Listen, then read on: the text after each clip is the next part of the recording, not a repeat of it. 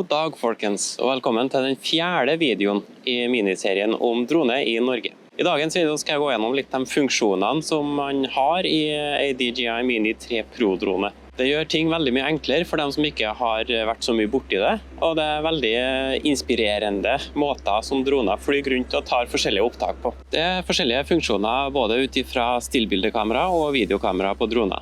Hvis vi ser ned til høyre på skjermen her, så ser vi at vi har noen muligheter for å endre både lukkertid og ISO. Vi kan også justere lysstyrken hvis at sensorene bommer litt på hva som vi ønsker. Det kan for eksempel være hvis det er en del kontraster i bildet, så vil kanskje dronen se på det mørke partiet mens du har lyst til å fokusere på det lyse. Da kan du justere med den der. Ved siden av her så har vi innstillinger som du kan velge kvaliteten på opptakene. I dette tilfellet så er vi inne på videoinnstillingene. Da ser vi at da står den på 4K-video. Den står på 30 frames per sekund. Jeg har ikke villet gått noe lavere enn 30 frames per sekund. Da kan du i perioder se at det hakker litt bildet. I hvert fall i kjappe bevegelser. Men 30 fps, det funker veldig greit. Skal du ha slow motion uten den funksjonen, så hadde jeg villet hatt det på høyere fps, sånn at du har mulighet til å justere ned i etterredigeringen. Under der på storage så kan du velge om du vil lagre i internlagringen på droner eller på minnekortet. I mitt tilfelle så er det på minnekortet. Fargene kan velges mellom normal og D-Cinelike. Jeg bruker normal. Kodeformatet, der har jeg på H.265. På format nederst så velger jeg MP4. Hvis du har Apple-produkter som du skal redigere på, så er det en fordel å ha det på Move. I dette tilfellet, og for formålets enkelthet, så tror jeg vi setter alt på auto. Da stiller jeg inn lukkertid og ISO og alt det der selv.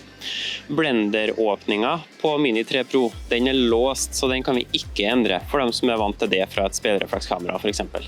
Hvis vi da går inn på videoikonet opp her, så har vi normal video og slow motion video. Jeg bruker ikke slow motion så ofte, da tar jeg heller og så senker hastigheten på ferdig vanlig video hvis jeg har nok frames per sekund. I tillegg så har vi den modulvelgeren som vi kikket på i forrige video. Hvis jeg setter den på Cinematic, så er det egentlig sakte nok i mitt tilfelle. Men sånn vil en video se ut i slow motion.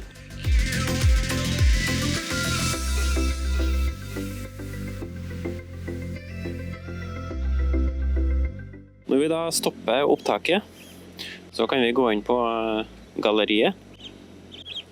Da ser vi at den er merket som slow motion her.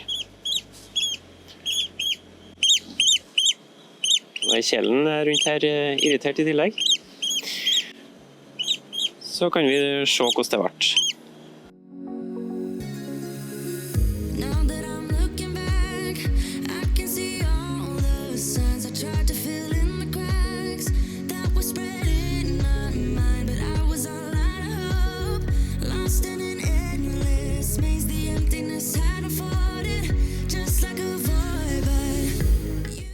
Hvis man ser videre på andre muligheter her, så har vi noe som heter Master Shots. Så dukker det opp et plusstegn foran meg. Det vil si at droner har funnet ut at her er det et objekt. Det kan være enten et menneske eller et kjøretøy eller hva som helst som skiller seg litt ut som droner har oppdaget. Hvis vi trykker på det, så vil dronen fokusere på det objektet. I dette tilfellet vil jeg fokusere på meg. Under så ser vi at det er estimert 2 minutter flytid. Vi kan gå inn på den, og da kan vi velge hvor langt unna den skal være, hvor høyt dronen skal fly, og hvor den skal starte hen. I dette tilfellet så kan det egentlig bare stå, og så ser vi på kartet på venstre siden der, hvilken bane dronen har planlagt å fly. Trykker vi start, så får vi en nedtelling, og dronen gjør sin greie. Så starter en filming, og så ser vi at den starter med zoom inn ut. Den sirkulerer rundt.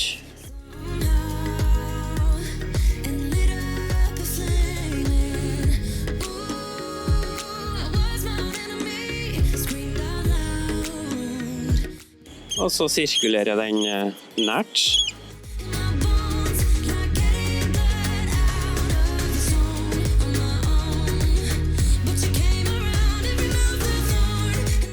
Så tar den en drone. Det er ganske vanlig funksjon blant droner.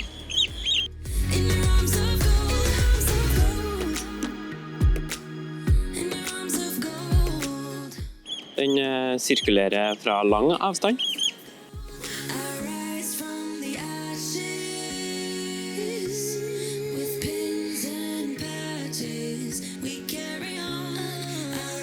Den pitcher opp og flyr fremover. Det er også veldig kul effekt, synes jeg.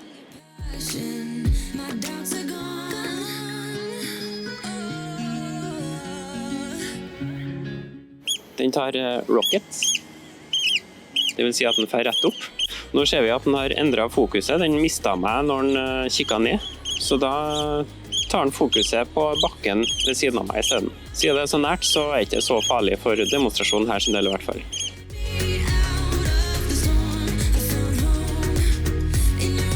Så kommer den ned og tar kameraet rett frem.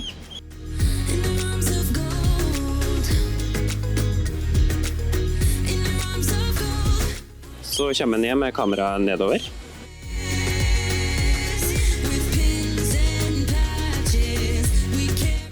Og da er den ferdig. Da er den tilbake til utgangspunktet sitt. Hvis vi trykker på Mastershots-logoen igjen, så kan vi gå på Quickshots. Da har vi stort sett de samme mulighetene der som Mastershotsen tok selv, men vi har også noen i tillegg. Drone, Rocket og Circle har vi vært gjennom, men jeg kan vise på Circle. Jeg kan trykke på meg selv, og så vil den velge meg igjen. Da ser du under her, så kan jeg velge om jeg skal til venstre eller til høyre. Jeg trykker start. Den starter nedtellingen. Og begynner sakte rundt.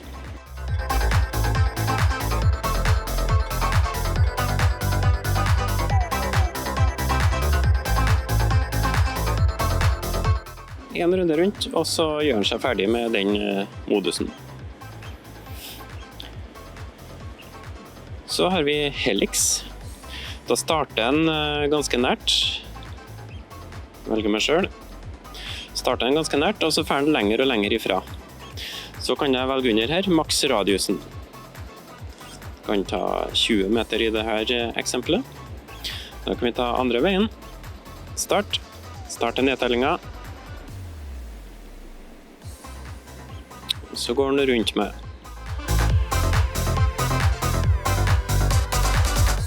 Den kommer lenger og lenger ifra.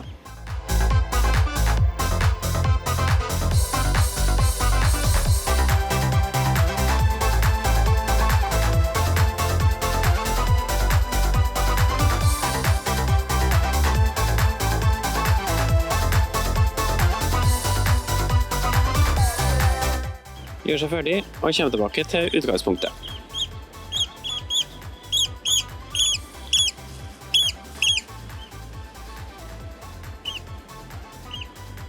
Hvis vi trykker på Helix-symbolet, så får vi opp den her igjen. Vi har boomerang. Den starter nært, sirkler rundt, kommer lenger og lenger unna, og så kommer den nært igjen på slutten.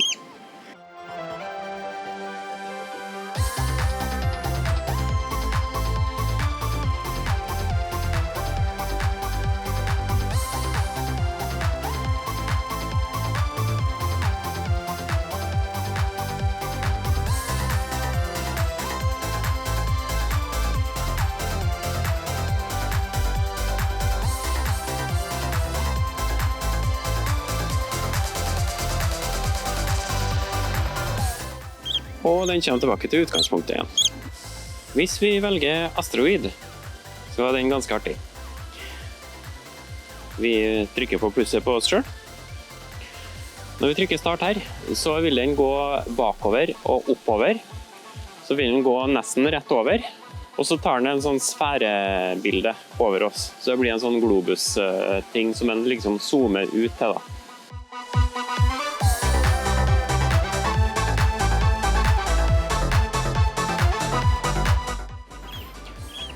og den kommer tilbake til utgangspunktet. Da begynner det å bli lite batteri på dronen, så da ønsker jeg å avslutte flygingen for denne runden. Da kan vi gjøre det. Vi lander dronen, bytter batteri, og så vi opp og går igjen. Det var alt på quickshots-menyen. Så har vi hyperlapse.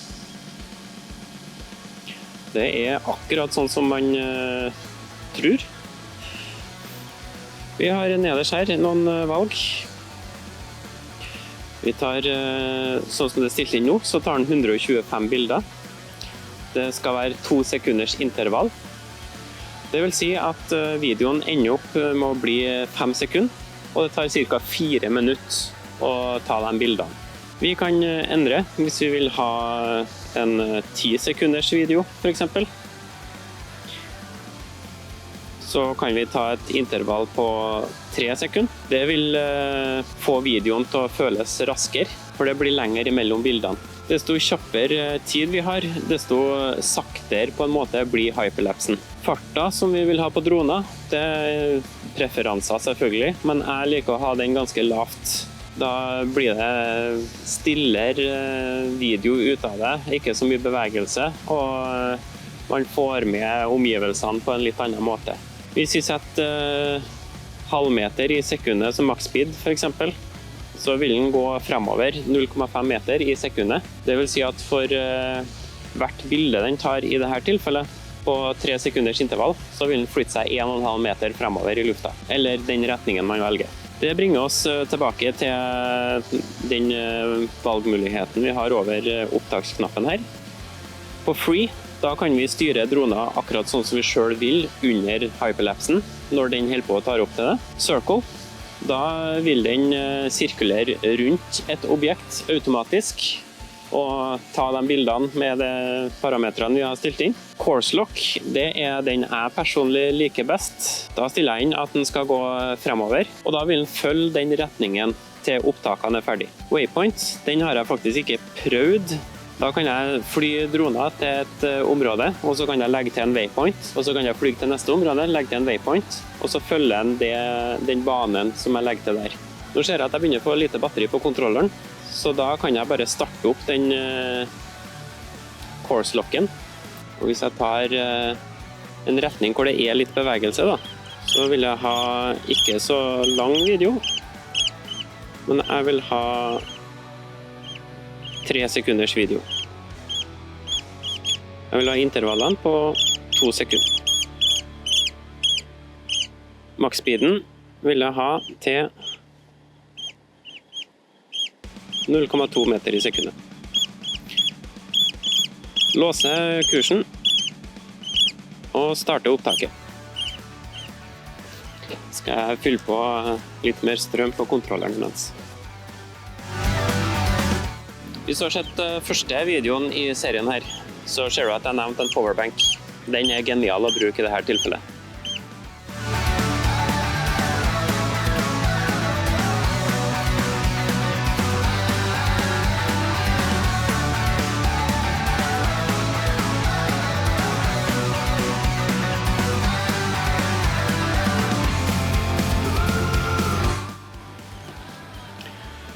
Da har den laget ferdig hyperlapsen, så nå setter den sammen de bildene som jeg tok til en video. Da ble den videoen seende sånn her ut.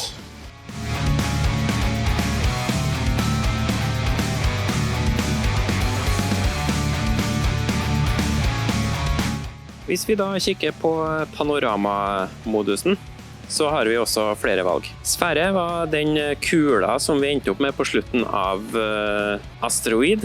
180 grader. Da tar den bilder ved siden av hverandre. Så vi kjører litt lenger ut her nå, så slipper vi å få med meg på bildet. Og så trykker vi egentlig bare utløse. Da justerer den seg selv. Tar de bildene den skal. Svinger, tar de bildene den skal. Til den ferdig. De panoramabildene, der kan det være greit å bruke Pro-modusen i stedet for Auto. Det for at da kan du stille inn kameraet sånn som du vil det skal være, og så endrer ikke det seg når den flytter seg mellom lysforholdene rundt omkring rundt seg. Da har den tatt bildene og setter dem sammen igjen til et stort panoramabilde.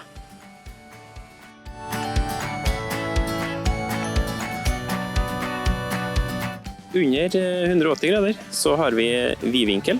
Det funker litt på samme måte.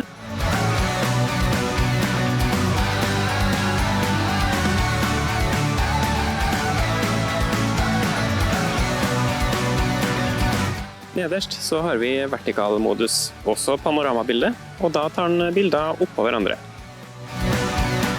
3 bilder som den setter sammen. Det var de mulighetene vi hadde innpå valgene her. I tillegg så vil jeg gjerne vise deg noen artige funksjoner på vanlig video. Med det samme jeg har det her. Her har vi også muligheter for autofokus eller manuell fokus. Autofokus synes jeg funker best på det her. Hvis jeg da flyr dronen litt bakover og peker på meg selv, får jeg sola midt på her også. Nå er jeg veldig skarp for droner i hvert fall. Nå har jeg brukt ND-filter, ND64 som står på. Må jeg bare snu meg litt for å se hva jeg holder på med her. Hvis jeg går inn på menyen nå, så kan jeg gå inn på det som heter Subject Scanning. Hvis jeg tar på den, så vil dronen se at det står en person der. Og der kom det plusstegnet som var frem når vi gikk gjennom de andre modusene tidligere. Så jeg trykker på plusstegnet, så får jeg opp noen valg nederst der. Den står automatisk på spotlight. Det vil si at hvis jeg går fremover, eller bakover, så vil den følge etter meg. Dronen henger akkurat på samme plassen i lufta, men den har fokuset på meg. Jeg kan styre dronen, og den vil fortsatt ha fokuset på meg. Jeg kan styre i alle retninger, men den vil fortsatt ha meg i fokus. Hvis jeg kommer litt nærmere, så kan jeg ta det som heter Active Track. Da har jeg 2 valg, enten å trace eller parallel. På trace så vil den følge etter meg. Jeg trykker go. Hvis jeg da begynner å gå, så følger dronen etter meg. Fortsatt meg i fokus, og den vil følge etter meg. Det fungerer også hvis jeg springer.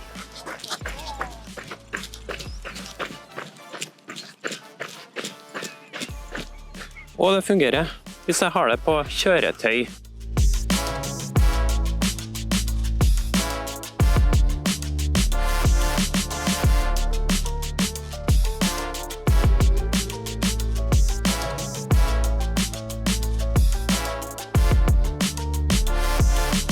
Den flyr også baklengs. Hvis jeg går mot den nå, så vil dronen automatisk rygge. Og kommer jeg litt på siden av den, så vil den snu seg og komme bak meg i stedet.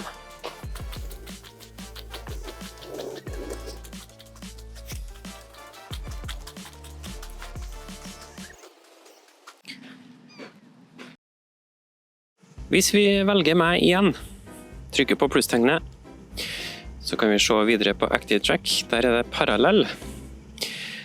Den vil da gjøre at dronen fer sidelengs og følger etter meg. Vi trykker parallell og go.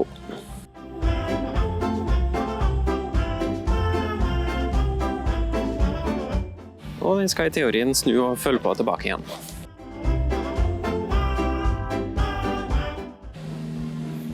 Hvis vi går på POI, eller Point of Interest, så kan jeg få droner til å gli til en hvilken som helst runde rundt. Her kan det funker litt på samme måte som den funksjonen i sted. Jeg kan velge om dronen skal snurre fort rundt meg, sakte rundt meg, og hvilken retning. Så hvis jeg tar sakte til venstre, trykker go, så vil dronen ha meg i fokus, og den vil fly rundt meg, helt til jeg stopper den igjen. Underveis så kan jeg også justere opp farta. Og jeg kan få den til å snu retning.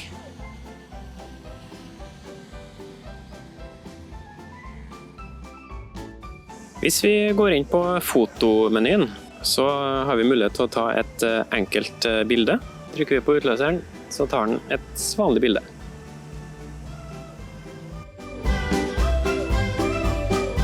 Under single så har vi 48 megapiksel, Det kan vi ikke velge uten at vi har skrudd av subject-scanninga igjen.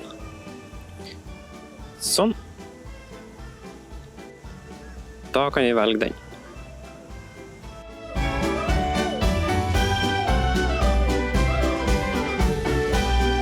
Nå er jo midt i bildet. Det er jo egentlig ikke noe bra fototeknisk, men for det tilfellet her så gjør vi likevel. Trykker på skjermen for fokus, og så trykker vi på utløseknappen. I tillegg så har vi noe som heter AEB. Der velger vi hvor mange bilder vi ønsker den skal ta. Vi kan ta 3 for enkelthets skyld. De blir sånn som det her.